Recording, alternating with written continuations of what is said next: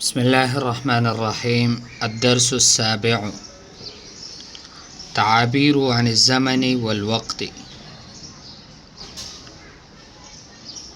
إذا أردنا أن نعبر عن الزمن وعن الوقت، فما هي التعابير التي يتم استخدامها وقتئذ؟ مثلا نقول بعد عدة أيام. بعد عدة أيام أي بعد أيام عديدة، بعد أيام معدودة. قبل شهر، إذا حدث حادث قبل شهر فنذكره أو نبدأ الكلام بهذه الطريقة، نقول قبل شهر حدث كذا وكذا في أحد الأيام. طيب، إذا ما نعرف بالتحديد قبل كم مدة فنقول في أحد الأيام صار كذا وكذا. بعد وقت طويل، بعد برهة من الزمن. البرهة هي المدة، بعد مدة من الزمن. طيب، البرهة كذلك بمعنى المدة، ولكن ليست طويلة وإنما قصيرة. بعد برهة من الزمن. منذ ذلك الوقت، منذ ذلك الوقت उस वक़्त से लेकर في هذا الزمن، في هذا الزمن इस ज़माने में. طيب، أو يمكن أن نقول في هذه الأيام. منذ فترة، منذ فترة. الفترة كذلك هي المدة. منذ فترة يعني منذ مدة. بعد يوم كامل، بعد يوم كامل. بعد حين. الحين نوع من الوقت.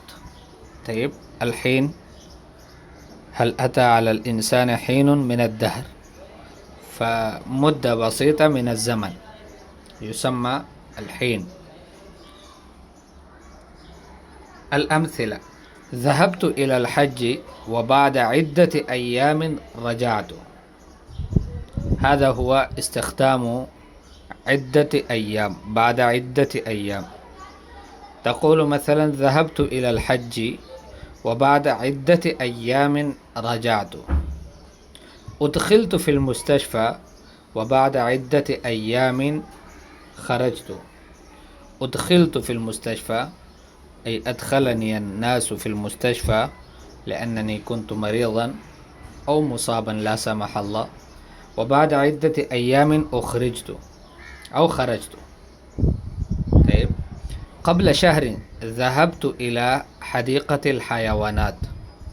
فقبل شهر هذا هو التعبير الثاني من تعابير الزمن والوقت. فنقول قبل شهر ذهبت إلى حديقة الحيوانات. قبل شهر توقف بنا القطار 5 ساعات. طيب، حديقة الحيوانات يعني زو.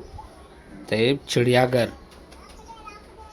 وقبل شهر توقف بنا القطار 5 ساعات، يعني كان يسافر، فعندما كان يسافر توقف بهم القطار لمدة 5 ساعات، ولكن حدث هذا الحادث قبل شهر، فيقول قبل شهر توقف بنا القطار 5 ساعات.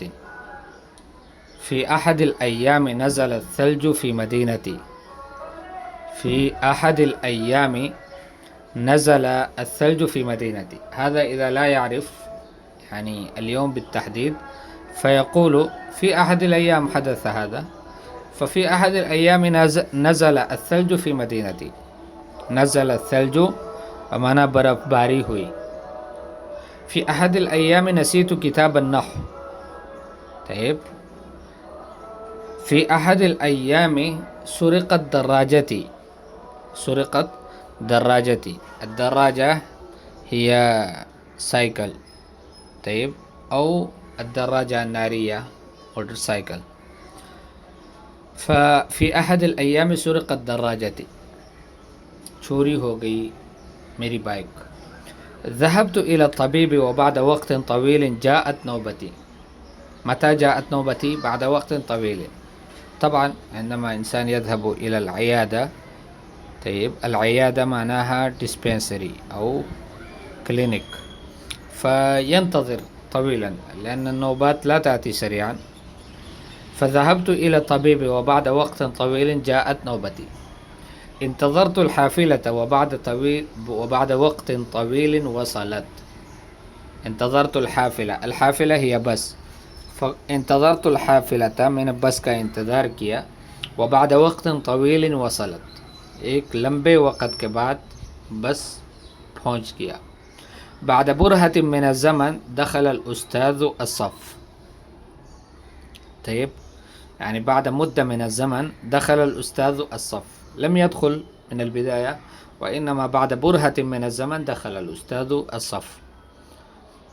بعد برهة من الزمن بعد برهة من الزمن عادت الكهرباء. الكهرباء مؤنثة فنقول عادت ولا نقول عادة. طيب فبعد برهة من الزمن عادت الكهرباء، انقطعت قبل ذلك فلم تعد إلا بعد برهة من الزمن. بعد برهة من الزمن حضر كل التلاميذ. في البداية كان يأتي واحد تلو الآخر، ولكن أخيرا حضر الجميع. فتقول بعد برهة من الزمن يعني بعد قليل من المدة حضر كل التلاميذ. التلاميذ جمع تلميذ، والتلميذ هو شاغل. درست الحساب ومنذ ذلك الوقت أجيده. درست الحساب، الحساب هو هذا الرياضيات. طيب فدرست الحساب ومنذ ذلك الوقت أجيده، और उस वक़्त से लेकर अब तक, अजाद युजीद माना अच्छी तरह से जानना। حفظت القرآن قبل سنوات ومنذ ذلك الوقت أتقنه. صحيح أنني حفظت القرآن قديما يعني قبل سنوات كثيرة، ولكن منذ ذلك الوقت أتقنه بمعنى पक्का याद है मुझे। أجيده طيب अतकन युतकिन, الإتقان हुआ किसी काम को मजबूत करना, इहकामुल अमल। طيب فحفظت القرآن قبل سنوات ومنذ ذلك الوقت أتقنه. لماذا يتقنه؟ لأنه يراجع القرآن كل يوم، يقرأ على الأقل جزء واحد من القرآن. في هذا الزمن قليل من يأمر بالمعروف. في هذا الزمن قليل من يأمر بالمعروف، يعني الذين يأمرون بالمعروف قليلون جدا. الذين يأمرون بالمعروف يدعون الناس إلى الخير هؤلاء قليلون. ففي هذا الزمن قليل من يأمر بالمعروف. في هذا الزمن قليل من يتحلى بالأمانة. يتحلى بالأمانة بمعنى يتزين بصفة الأمانة. طيب يتحلى، الإنسان يزين نفسه فيقال له تحلى. تحلى بمعنى खूबसूरती या जीनत इख्तियार कर ली। फ़क़लील मन यतहल्ला बिल अमाना, अमानत से ख़ुद को बहुत कम लोग मुज़य्यन करते हैं। फ़ी हाज़ा ज़मन तबान फ़ी हाज़ा ज़मन क़लीलुन हुमुल मुख़लिसून, अल मुख़लिसून क़लीलून। मा मन अल मुख़लिसून? अल्लज़ीना युख़लिसून निय्यातिहिम लिल्लाहि तआला वहदहु। मुंज़ु फ़तरतिन इनक़तअत रसाइलुका। मुंज़ु फ़तरा يعني منذ زمن، منذ مدة. انقطعت رسائلك لا تأتي، لا تصلني. طيب لا تصل إلي، فتقول انقطعت منذ فترة انقطعت رسائلك. منذ فترة لم أذهب إلى بيت جدي. منذ فترة لم أزر المكتبة. لم أزر المكتبة، कुछ अरसे से मैं मकतबे की ज़ियारत नहीं की। सअज़ूरुका बाद हीनिन, बाद हीनिन ऐ बाद वक़्तिन, कुछ वक़्त के बाद मैं आपकी ज़ियारत करूँगा। सउनफ़िक़ु अलैका इला हीनिन, किसी वक़्त तक मैं आप पर ख़र्च करूँगा। अल अशजारु तअती उकूलहा, ليس تأتي، تؤتي أكلها كل حين. طيب، فالأشجار تؤتي أكلها كل حين. تؤتي، تؤتي يكتب بالواو وليس بالهمزة. طيب، يعني رأس الهمزة لا يكتب على الألف وإنما يكتب على الواو. تؤتي. فالأشجار تؤتي أكلها كل حين، يعني تعطي الثمار في كل وقت. تدريب: ضع تعابير الزمن والوقت في جمل مفيدة من عندك. فتستخدمون هذه الأمثلة، مثلا: ذهبت إلى الحج وبعد أيام رجعت. طيب، سافرت إلى القرية وبعد أيام رجعت. جيد. تعطل جوالي وبعد عدة أيام أصلحته. طيب، أو وبعد عدة أيام اشتريت آخر. قبل شهر ذهبت إلى حديقة الحيوانات. جيد. تقول قبل شهر حفظت مثلا أول قصيدة من قصائد المتنبي، ديوان المتنبي. طيب، في أحد الأيام نزل الثلج في مدينتي.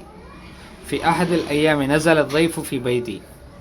طيب، في أحد الأيام تعطلت سيارتنا. ذهبت إلى الطبيب وبعد وقت طويل جاءت نوبتي. طيب، اتصلت بمعلمي مرارا وبعد وقت طويل رد علي.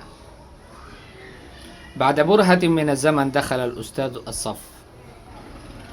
طيب، نفس الشيء تغيرونه. بعد برهة من الزمن رجع أبي من السفر. بعد برهة من الزمن وصل ضيفي. درست الحساب ومنذ ذلك الوقت أجيده. تقول مثلا: تعلمت الحاسوب ومنذ ذلك الوقت أتقنه أو أجيده. طيب، درست اللغة الإنجليزية ومنذ ذلك الوقت أجيدها عفوا. في هذا الزمن قليل من يأمر بالمعروف.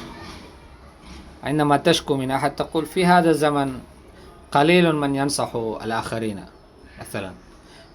في هذا الزمن قليل من يعمل لله. في هذا الزمن قليل من يحمل فكرة الدعوة. أو في هذا الزمن قليل من يحمل راية الجهاد. طيب، فمنذ فترة انقطعت رسائلك. جيد. منذ فترة انقطعت رسائلك. منذ فترة لم أرك. طيب، منذ فترة لم أتصل بالبيت. منذ فترة ولم أتفقد أحوال البيت أو أحوال الأهل. سأزورك بعد حين. جيد. سأجيبك أو سأرد عليك بعد حين. سأساعدك بعد حين. طلب أحد منك المساعدة تقول له: سأساعدك بعد حين.